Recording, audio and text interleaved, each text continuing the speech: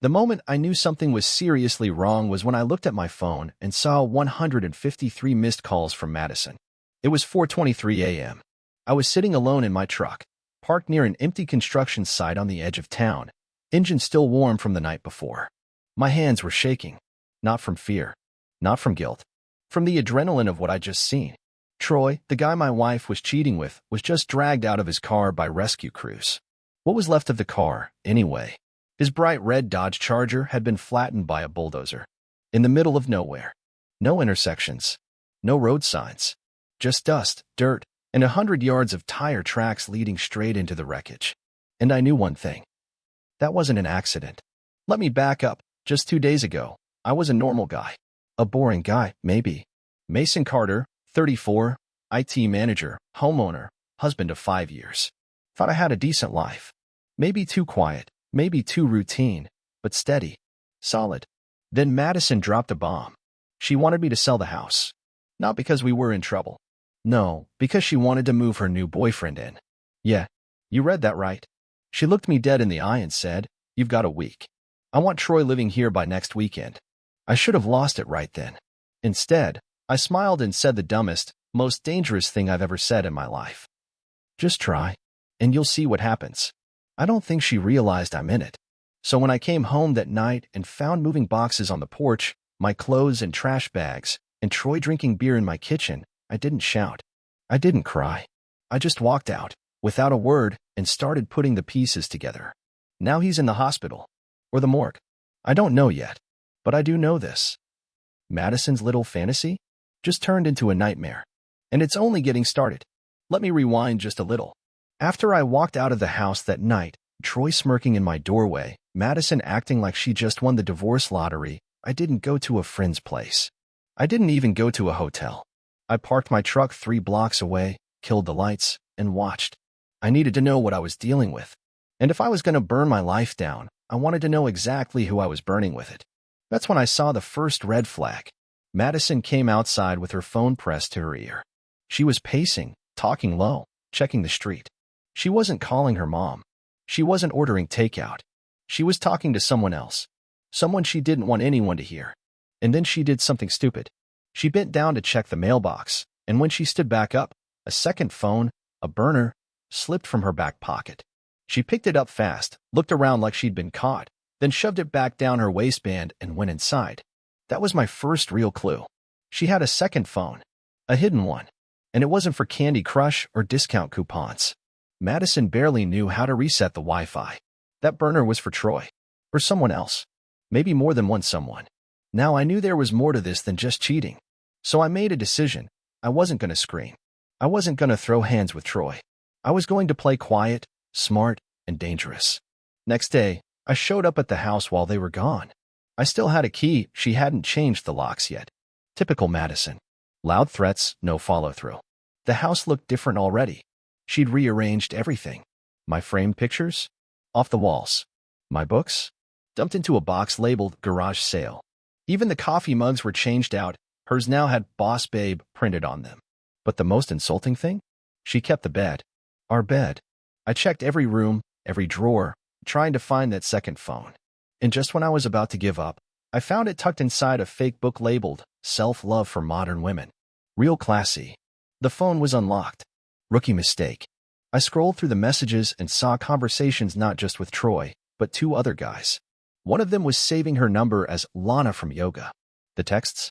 Filthy. Photos. Voice notes. Promises. Things she never said to me in 5 years of marriage. And dates. Scheduled meetups. Places she told me she was going with the girls or staying late for work. Every excuse, every little, "You're just being paranoid," Mason suddenly laid out in plain text. That's when the rage really hit. Not just because she was a liar, but because she had been playing me like a fool for months. And she was so damn proud of it. I took photos of every message, emailed them to myself, and left the burner exactly where I found it. I didn't want her knowing I knew. Not yet. Because now, I wasn't just angry. I was building a case. I left the house the same way I came, silent, steady, focused. That night, Madison texted me. For the first time since our showdown. "Madison, hey, if you're still being dramatic, that's on you. But Troy and I are staying. So figure your life out. Figure my life out? She had no idea I was already 10 steps ahead. She didn't know about the screenshots, the lawyer friend I'd contacted, the GPS tracker I'd just stuck under Troy's fancy Dodge. She was playing checkers. I was setting the chessboard on fire. I waited 2 more days before I made my move. By that point, I'd already spoken to a divorce attorney, locked my credit cards, and taken half our joint savings and transferred it to a personal legal account under my name. All while Madison was posting cutesy Instagram stories of her and Troy drinking wine in my living room.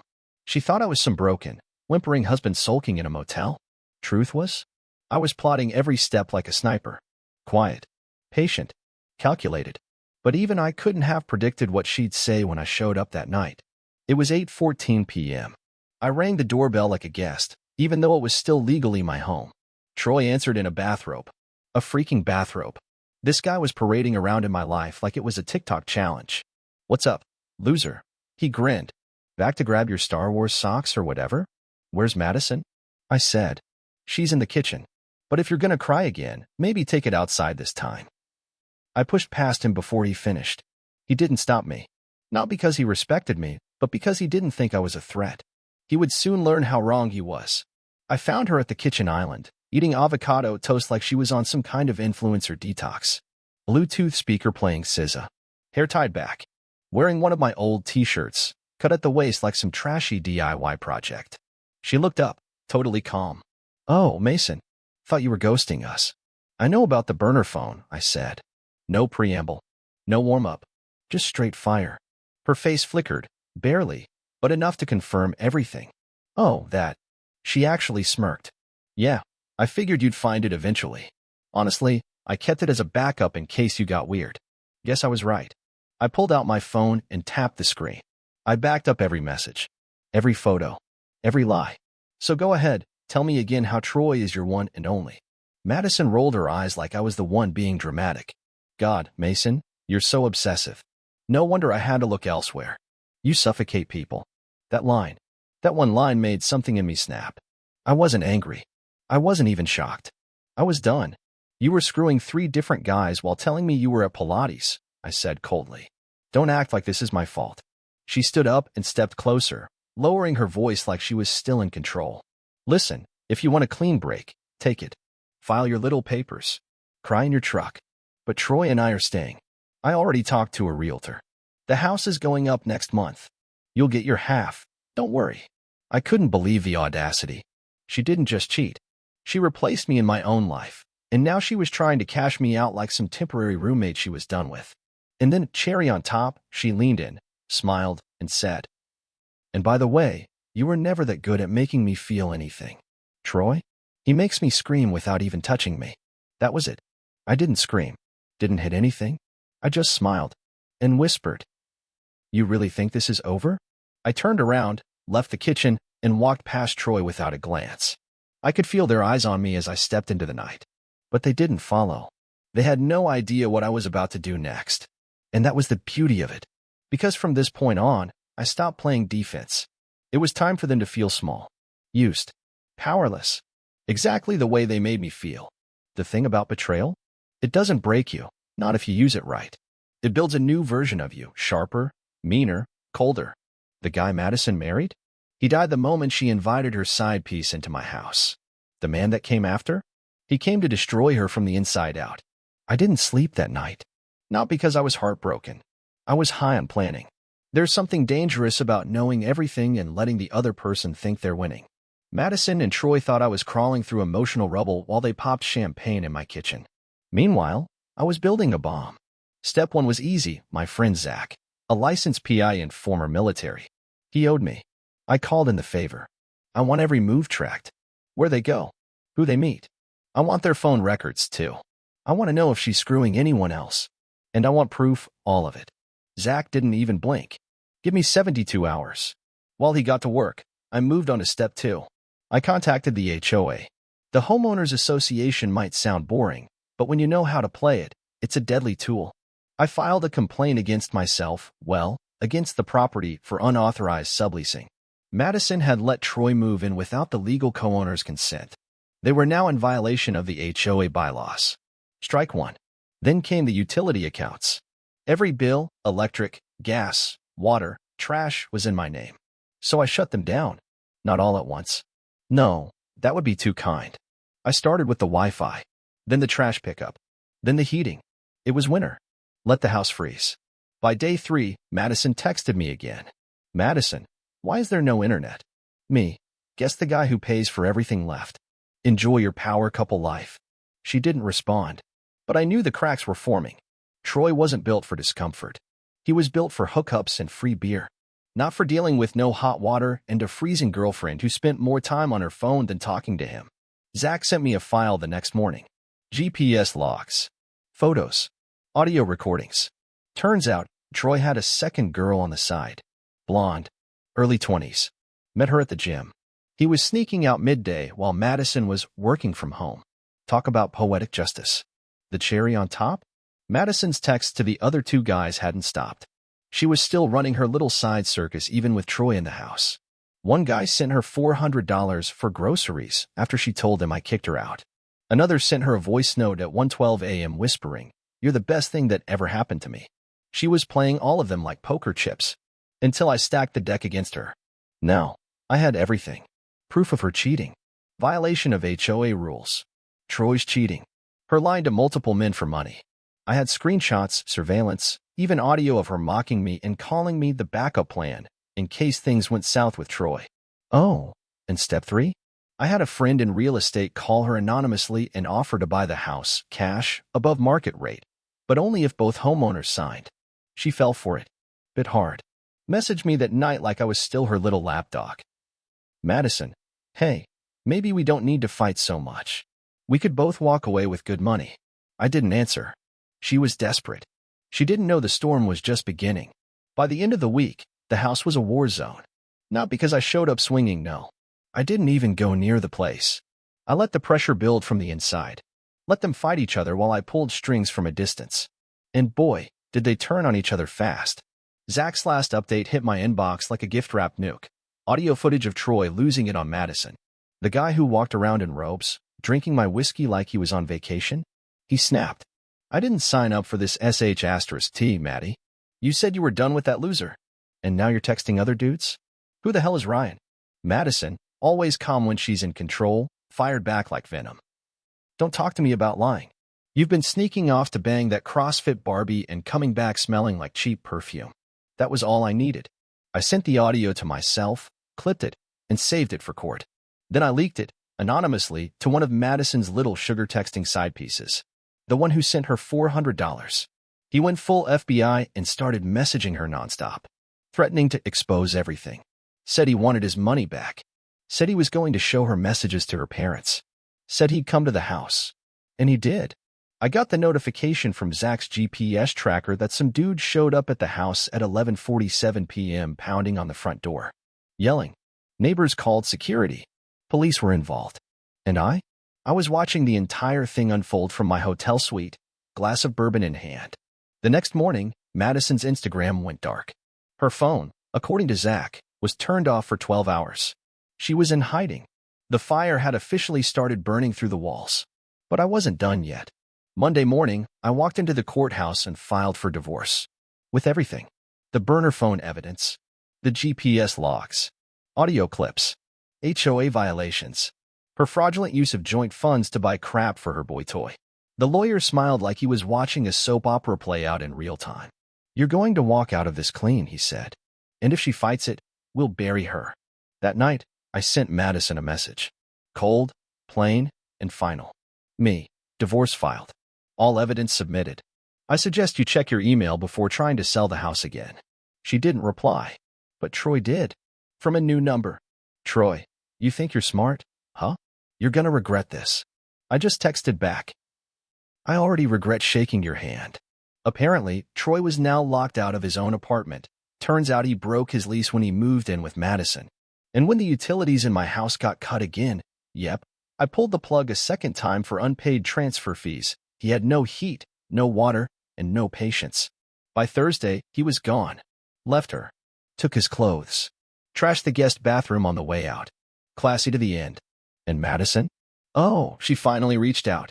Madison, Mason, can we please talk? Just once. face to face. I'm sorry about everything. No emojis this time. No attitude. Just panic. I didn't respond. Because when someone throws a grenade into your life and acts shocked when it explodes, you don't hand them a bandage. You hand them the pin. It was raining when she showed up. Of course it was. Poetic as hell. Like the universe wanted to make sure she looked pathetic when she came crawling back. Wet hair, makeup running, standing outside the hotel like she was Juliet, and I was still dumb enough to play Romeo. But I wasn't. I watched her from the window for a few minutes.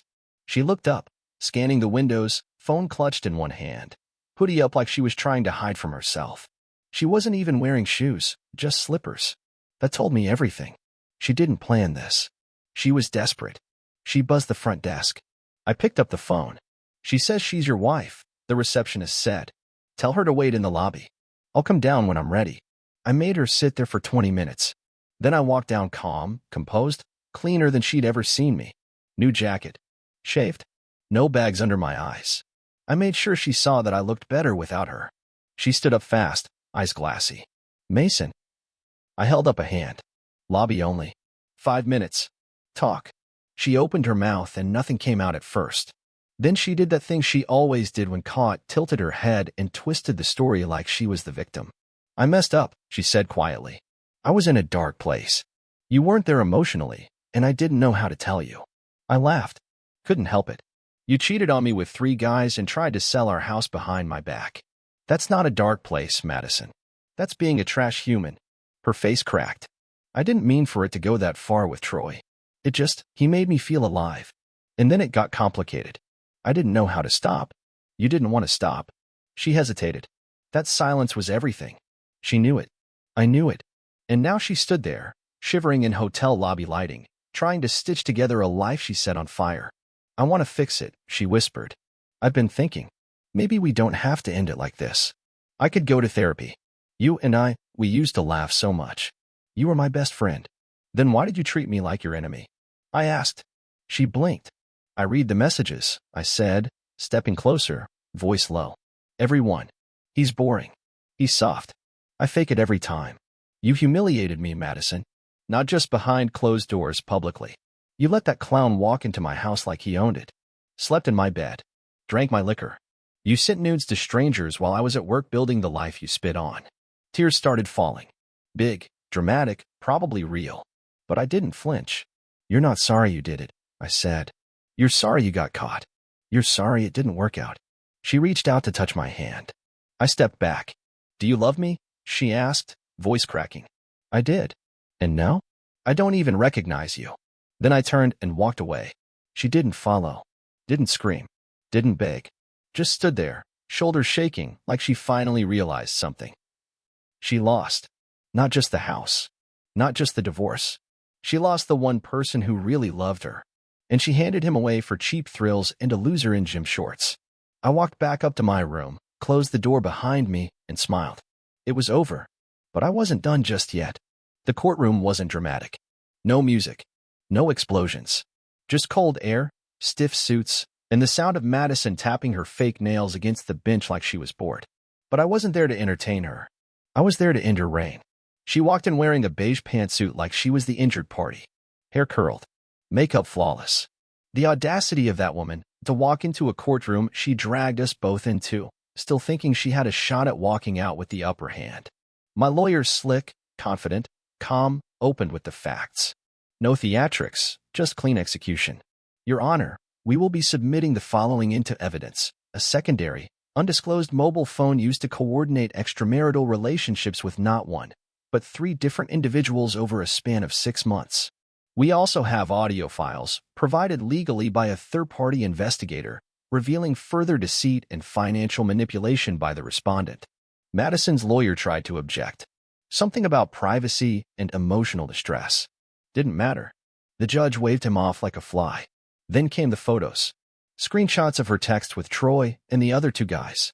Messages where she laughed about milking Mason dry before ghosting him once the sale goes through. Oh yeah, she actually wrote that. I watched her face go from smug to gray. And then my lawyer pulled out the final card, the HOA violations. This document here, Your Honor, shows that the respondent unlawfully moved another individual into the shared home without written consent of the co-owner, which directly violates the contractual agreement signed by both parties upon purchase. Is the individual in question present in court today? The judge asked. Troy was sitting in the back, trying to look invisible. He raised a hand like a scared student. Step forward, the judge said. Troy shuffled to the front like a man walking to his own funeral. Sweat on his forehead. He looked at Madison like she was supposed to save him. She didn't even glance his way. Mr. Troy Daniels, is it? The judge said. Are you currently residing in the property in question? Troy stammered. I was, yeah, not anymore. Were you, at any point, paying rent or under any legal agreement to occupy the home? No, sir. That was it. The judge had enough. Based on the overwhelming evidence, including financial manipulation, infidelity, and unauthorized occupation of the marital residence, I am ruling in favor of Mr. Carter. Full ownership of the property is awarded to him.